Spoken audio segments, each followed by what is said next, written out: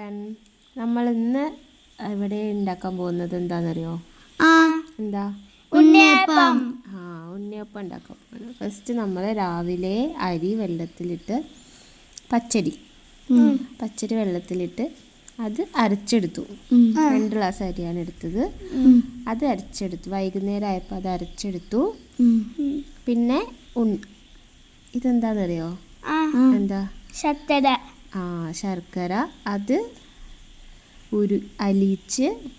അരിച്ചെടുക്കാണ്. അരിക്കണ എന്തിനാണെന്നറിയോ? അതിൽ കരടുണ്ടാവും.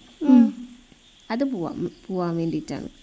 അരിച്ച് നമ്മൾ ആ മാവ് അരച്ചതിലേക്ക് ചേർത്ത് നന്നായിട്ട് ഇളക്കി കൊടുക്കുക. ഇത് നമ്മൾ ചെയ്യണത് രാത്രിയാണ്. രാത്രി അത് അരിച്ച് ഒഴിച്ച് നല്ലോണം ഇളക്കി വയ്ക്കുക. വൈകുന്നേരം രാവിലത്തേക്ക് നമുക്ക് എന്തുണ്ടാക്കാൻ പറ്റും? ഉണ്ണിയപ്പം.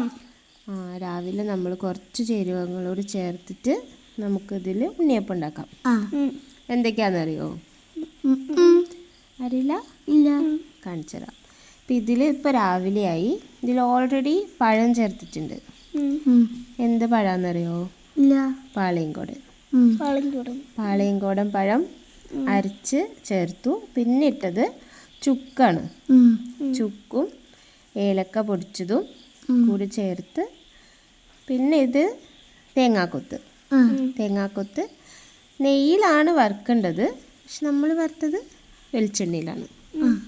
വെളിച്ചെണ്ണയിൽ വറുത്തു. അത് ചേർത്തു. നല്ലോണം ഇളക്കുക.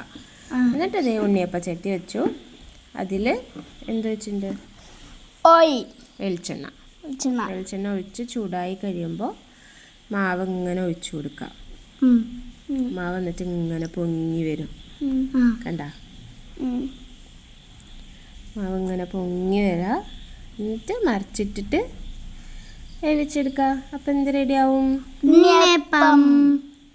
അങ്ങനെയാണ് നമ്മൾ വീട്ടിൽ ഈസി ആയിട്ട് ഉണ്ണിയപ്പം ഉണ്ടാക്കുന്നത്.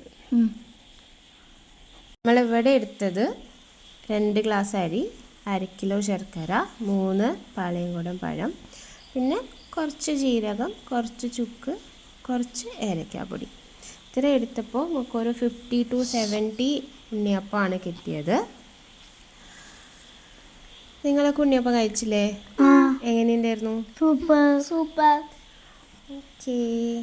അപ്പോൾ ഇനി അടുത്ത വീഡിയോയിൽ കാണുന്നവരെ ബൈ ഗൈസ്. ടാറ്റാ.